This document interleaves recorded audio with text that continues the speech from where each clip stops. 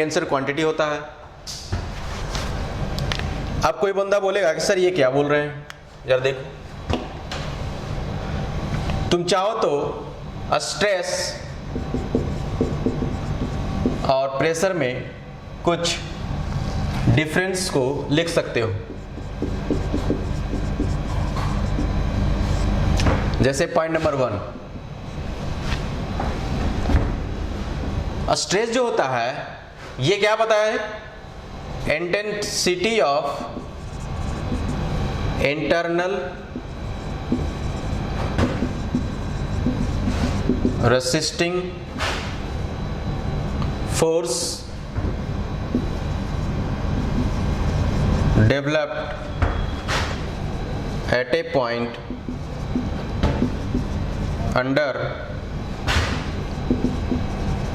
Given load, है कि नहीं। पॉइंट नंबर 1 इसमें प्रेशर जो होता है ये होता है एक्सटर्नल फोर्स होता है, ये सुनो, एक्सटर्नल फोर्स पर यूनिट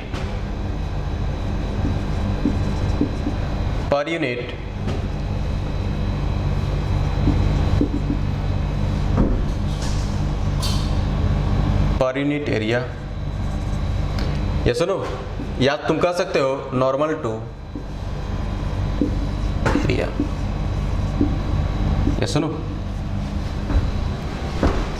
ये प्रेशर का डेफिनेशन दे सकते हो।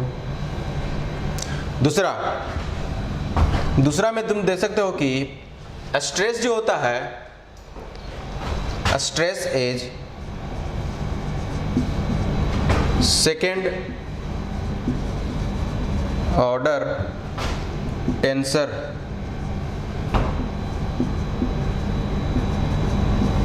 क्वांटिटी। दूसरा इसमें प्रेशर जो होता है, प्रेशर इज स्केलर होता है, स्केलर क्वांटिटी। तीसरा यदि तुम लिख सकते हो कि स्ट्रेस को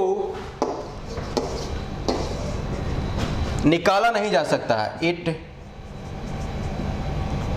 कैनॉट डिटरमाइन, है ना। लेकिन प्रेशर को आप इट कैन बी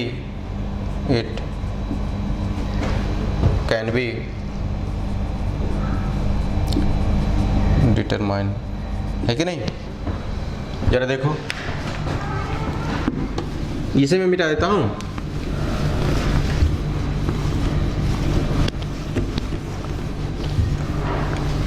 जरा देखो, एक पॉइंट ये भी लिख सकते हो कि स्ट्रेस जो होता है वो डिटरमाइन आप नहीं कर सकते हैं और प्रेशर को डिटरमाइन कर सकते हैं। अब जरा देखो, ये सेकेंड ऑर्डर टेंसर क्वांटिटी का मतलब क्या होता है। जैसे देखो, 3 डिफिनीशन यहाँ पे है। एक होता है वेक्टर, है कि नहीं, एक होता है स्केलर और एक होता है टेंसर। इसके बारे में आप लोग जानते हैं, इसके बारे में भी आप लोग जानते हैं। वेक्टर उसे कहते हैं, वो डिपेंड करेगा magnitude and as well as direction. ये डायरेक्शन एंड मैग्नीट्यूड बोथ पे डिपेंड्स करता है कि नहीं। लिख सकते हो डिपेंड्स। ये सुनो, इसमें तुम देख सकते हो ओनली डिपेंड्स अपॉन क्या, मैग्नीट्यूड। लेकिन ये जो है डिपेंड्स अपॉन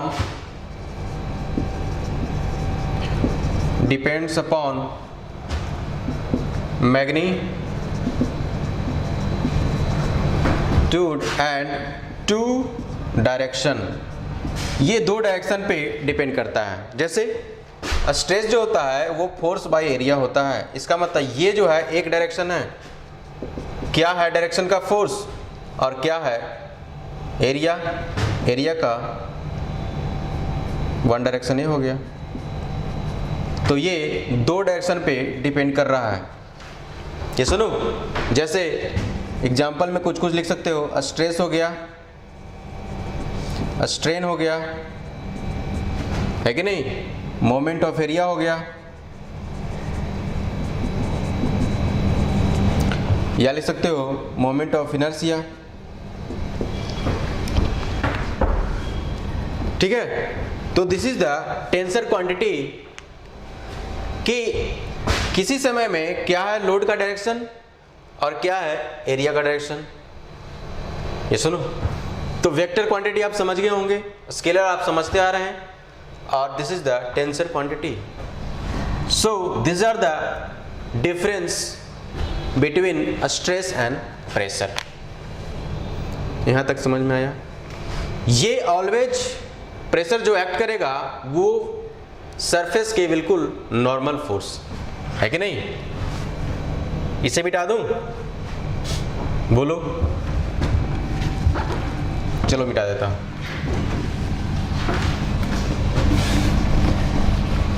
स्ट्रेस की हम लोग डिफिनीशन देख लिए,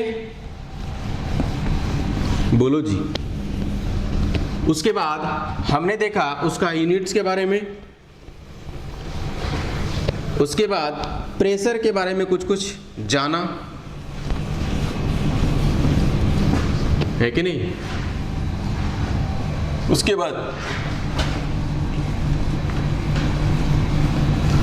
उसके बाद टेंसर के बारे में हम लोग जाना।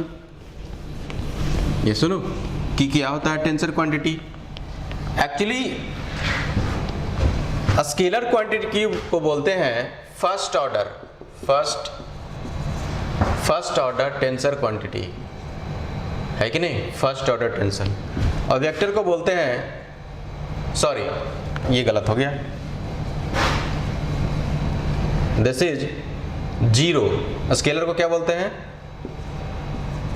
Zero order tensor quantity. ठीक है, और ये वेक्टर को बोलते हैं फर्स्ट ऑर्डर, क्या बोलते हैं? फर्स्ट ऑर्डर टेंसर क्वांटिटी, और इसे बोलते हैं सेकेंड ऑर्डर, है ना, सेकेंड ऑर्डर टेंसर क्वांटिटी। इसमें स्ट्रेस वगैरह आ जाते हैं, है कि नहीं, स्ट्रेस की चर्चा होती है। बात समझ में आया? मिटा देता हूं।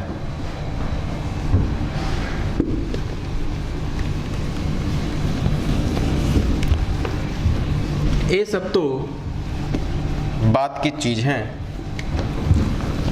एक्चुअली हम लोग को नंबर ऑफ क्वेश्चंस लगाने हैं, लेकिन जब तक थ्योरी थोड़ा बहुत नहीं पढ़ पाएंगे तो काम कैसे चलेगा। जरा देखो, नेक्स्ट जो टॉपिक है इसमें एक होता है factor of safety, factor of safety. इसे एन से सूचित किया जाता है, ठीक है नहीं, फैक्टर ऑफ सेफ्टी। ये जो डिफाइंड होता है एन बराबर वो होता है कि किसी भी मटेरियल क्या है परमिसिबल स्ट्रेस, ये सुनो, और वो मटेरियल किस स्ट्रेस पे क्या हो रहा है, फेल हो रहा है, तो ये होता है फेल्यूर स्ट्रेस। ये सुनो, ये डिफाइन होता है फैक्टर ऑफ सेफ्टी। जरा देखो, फेलियर स्ट्रेस जो तो तुम देख रहे हो, यदि मटेरियल F, मटेरियल जो हो यदि डक्टाइल हो जाए, है कि नहीं, तो आप फेलियर स्ट्रेस जो लिखेंगे, यहां पे लिखेंगे क्या, यील्ड स्ट्रेस लिखेंगे, है कि नहीं। लेकिन यदि मटेरियल ब्रिटल हो जाए, ब्रिटल मटेरियल है, तो आप यहां पे लिखेंगे, यहां पे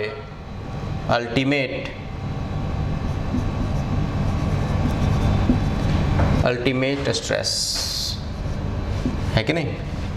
ये दो चीज़ के बारे में हम लोग बिल्कुल डिटेल से पढ़ने वाले हैं थ्योरी ऑफ फेल्योर में। बस यहाँ पे थोड़ा सा आप ध्यान दीजिएगा कि कैसे कैसे हम लोग आगे बढ़ रहे हैं।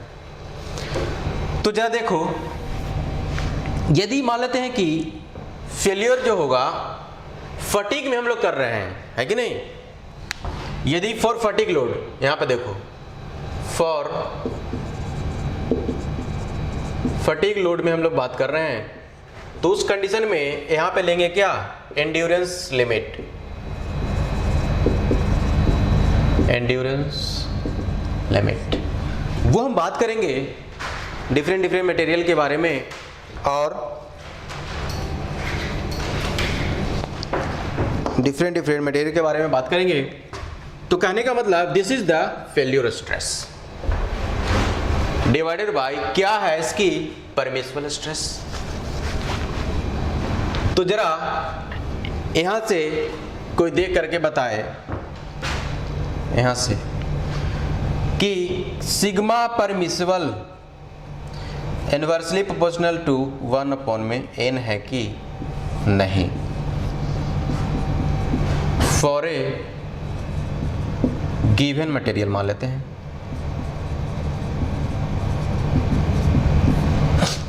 यहां से देख के कोई बता दे, क्या मैं इसे मिटा सकता हूं, बोलो जरा देखो। इसे मैं मिटा रहा हूं,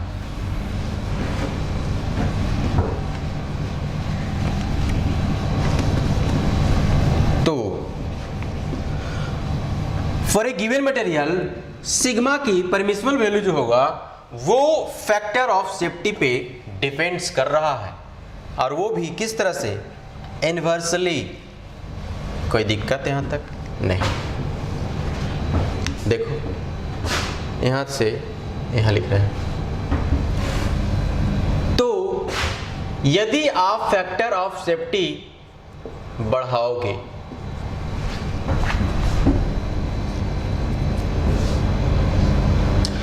n की वैल्यू बढ़ाओगे, तो परमिसिबल की वैल्यू क्या हो जाएगी, कम। इसका मतलब सिग्मा परमिसिबल कम। ये सुनो, फॉर ए गिवन मटेरियल क्या हम इसे लिख सकते हैं ऐसे, ये सुनो। तो जैसे ही फैक्टर ऑफ सेफ्टी हम लोग बढ़ाते हैं, तो इस परमिसिबल की वैल्यू कम जाती है, चूंकि इनवर्सली प्रोपोर्शनल है। यदि इस परमिसिबल वैल्यू, स्ट्रेस की परमिसिबल वैल्यू कम होगा, जाहिर सी बात है कि डायमेंशंस क्या होंगे, बढ़ जाएंगे। बोलो जी, डायमेंशंस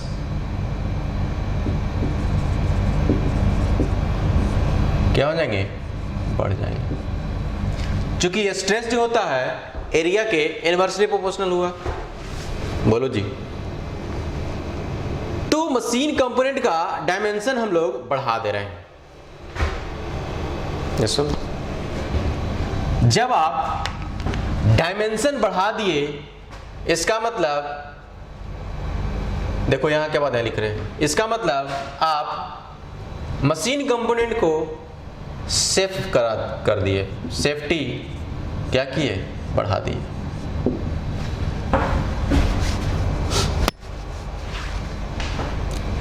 और सेफ्टी जो होता है डायरेक्टली प्रोपोर्शनल टू कॉस्ट होता है, तो कॉस्ट भी क्या हो गया, बढ़ गया। ये सुनो,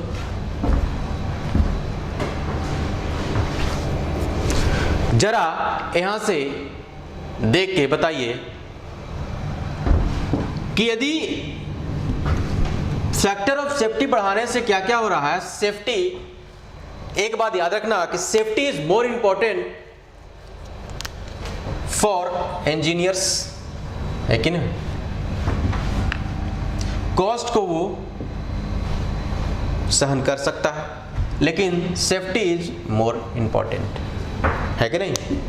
जरा देखो दूसरा केस में, यदि आप इस फैक्टर ऑफ सेफ्टी को घटा के बोल रहे हो, ठीक है, तो जाहिर सी बात है सिग्मा परमिसिबल की वैल्यू क्या हो जाएगी, बढ़ जाएगी। और जब सिग्मा परमिसिबल की वैल्यू बढ़ जाएगी तो डायमेंशंस क्या हो जाएंगे, छोटे हो जाएंगे। और जब डायमेंशन छोटे हो जाएंगे तो सेफ्टी का क्या होगा, वो भी छोटा हो जाएगा और कॉस्ट क्या हो जाएगा, छोटा। जरा देखो, तो सेफ्टी हम नहीं चाहते हैं कि एक तरफ तो पैसा मेरे पास कम रहा, ठीक है, तो पैसा तो कम रहा लेकिन सेफ्टी का क्या हो रहा है, सेफ्टी भी घट रहा। तो सेफ्टी इज मोर इंपॉर्टेंट किसी भी कंपनी में, है कि नहीं। एक अलग से सेफ्टी का ब्लॉक होता है, बिल्कुल, क्योंकि सेफ्टी जो होता है वो बहुत ज्यादा इंपॉर्टेंट कवर करता है, ठीक है। तो जैसे मान लेते हैं कि डिजाइनर हमेशा फैक्टर ऑफ सेफ्टी बढ़ा के बोलता है। जैसे मान लो कि तुम लिफ्ट में जा रहे हो, लिफ्ट में सफर कर रहे हो, उसमें लिखा हुआ रहता है कि this is valid only for 10%, sorry 10% बोल रहे हैं, 10%, मतलब कि इस लिफ्ट में कितने जाएंगे, 10। ये सुनो, लेकिन वो डिजाइनर बनाया होगा कैसे, ज्यादा बता गए। ये सुनो, वो हमेशा ज्यादा में डिजाइन किया होगा, लेकिन वो बताएगा कितना, कि भाई इसमें 10 आदमी ही आ सकते हैं, लेकिन रैंडमली कभी कभी प्रैक्टिकल में देखा जाता है ये बढ़ भी सकते हैं। तो अल्टीमेटली हमें क्या चाहिए, सेफ्टी चाहिए। ये सुनो, इसलिए डिजाइनर हमेशा फैक्टर ऑफ सेफ्टी बढ़ा के बोलता है, ये सुनो, ताकि सेफ रहे हम लोग। बोलो जी, कॉस्ट जो बढ़ रहा है कोई दिक्कत नहीं है, लेकिन सेफ्टी इज मोर इंपॉर्टेंट, ठीक है। तो इसीलिए लिफ्ट में जाओगे तो लिखा हुआ रहता है, लेकिन हम लोग क्या कहेंगे, हम तो जानते हैं कि फैक्टर ऑफ सेफ्टी बढ़ा के बोला गया है, तो चढ़ेंगे ही। बोलो जी, तो this is the practical things.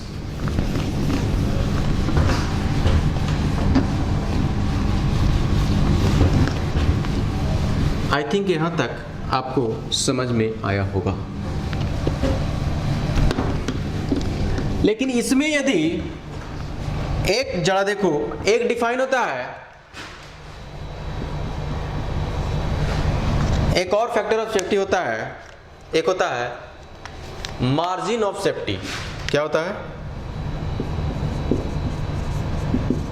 Margin of safety. अब कोई बोलेगा सर ये क्या है, तो ये होता है फैक्टर ऑफ सेफ्टी -1, है कि नहीं। और लिख सकते हो